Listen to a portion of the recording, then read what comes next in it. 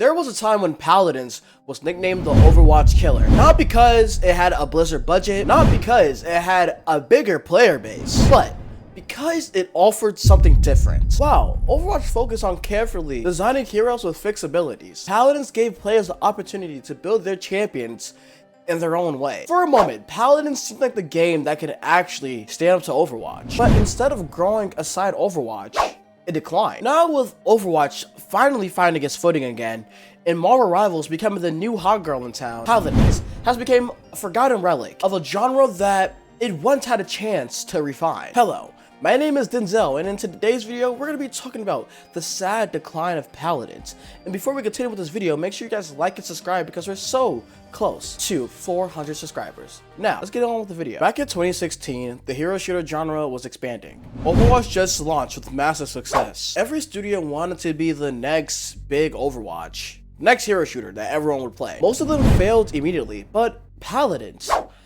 just was different from all of them. Sure, the comparison to Overwatch was unavoidable, and yeah, you can see how some characters took inspiration from other characters from Overwatch. And this initially gave Paladins the nickname of being an Overwatch clone.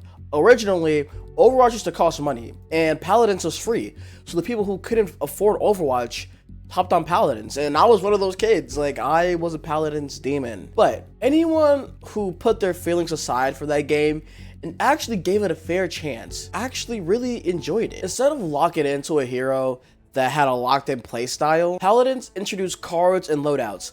Almost think of how the way Paladins played as Overwatch Stadium mode. Players could customize their cooldowns, movement speed, ammo, and healing, and a dozens of other stats. And on top of that came the talents, giving every champion multiple different ways about how they want to be played. Once a frontline tank can become an aggressive brawler, a support can focus entirely on healing, or become another source of damage. Every match felt different, unique, and if you got tired of this one loadout, you could just switch to the other one. And that's the one thing that gave Paladins its biggest strength over Overwatch, the depth. Then there was the roster. You had champions like Androxus, May, Bomb King, and our favorite little goblin, Ruckus. It genuinely looked like, for that moment, that Paladins had a bright future ahead of itself. It seemed like, just for that little bit, it wasn't trying to be the next Overwatch. It was carving its own path, its own destiny, its own identity. But underneath the thin surface, things weren't nearly as stable. The cracks were showing. Paladins quickly earned the reputation for not being a bad game,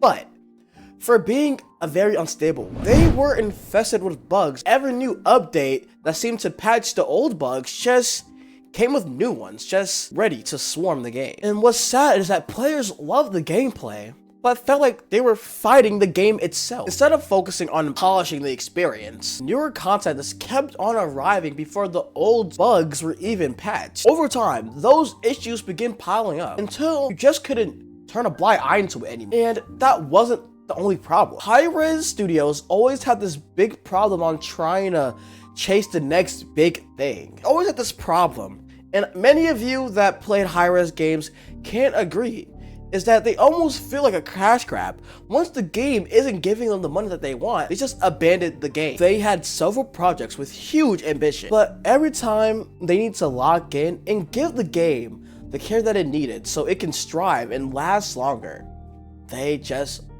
abandon it. They leave it alone, throw it away in the trash, and it becomes the next guy's problem. And that's why when high-res studios always comes out with a new live service game, people are really hesitant to actually support it, because how long are you going to support this game until you just give up on it like your several other games? Funny enough, Overwatch wasn't doing that better either. When Overwatch 2 launched, it launched with broken promises, horrible monetization, and fans started to accuse Blizzard of abandoning what made that game so special. And for a while, it seemed like Overwatch 2 just made the biggest mistake in hero shooter history. But instead of abandoning their game and going on to another project, new heroes arrived. Classic features were brought back. Balance patches became way more frequent. The communication improved. It wasn't perfect.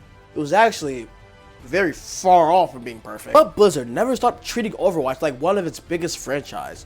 And that was the problem that Hi-Res just had. Paladins simply just couldn't keep up with Overwatch. Not because the gameplay was terrible. Heck, I honestly prefer to play Paladins more than Overwatch at some moments, but the lack of resources that it needed to compete. Then came the massive change.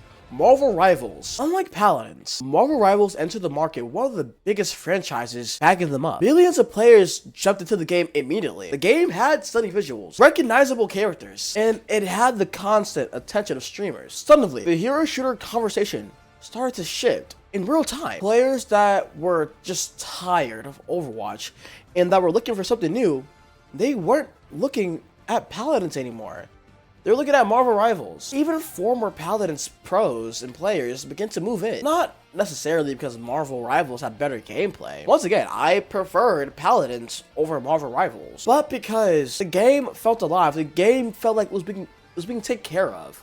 Unlike Paladins, the game felt alive and it had very nice momentum. It had developer support and the players believed in the game's future. Paladins didn't. And here's what makes this downfall so heartbreaking. Paladins never lost because of its gameplay. Ask almost anyone who put hundreds of hours into that game, and they would probably tell you the same thing. The champions were memorable. The customization was incredible. The game had some kind of swag, some kind of personality to it, you know? Even years later, many players still argue that Paladins offer mechanics that neither Marvel Rivals or Overwatch had, and that can fully replace. And funny enough, Overwatch has their own version of Paladins called Stadium. It wasn't the lack of creativity that killed the game, and it wasn't the lack of passionate players. It was the lack of long-term commitment. And as the years passed and the updates slowed down, many esports support disappeared. Entire game modes vanished, and the community, watching one feature after another get removed. Instead of watching Paladins become the game that it rightfully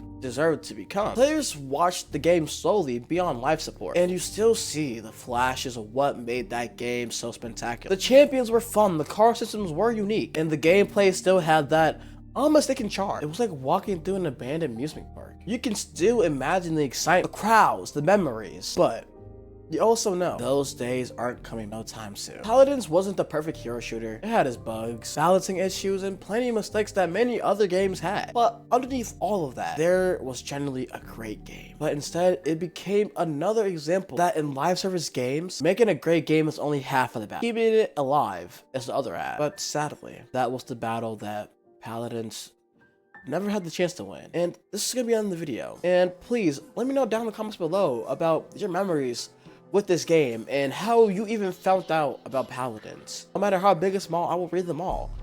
And once again, subscribe because we're so close to 400 subscribers. And until next time, I'll see you guys later, and bye.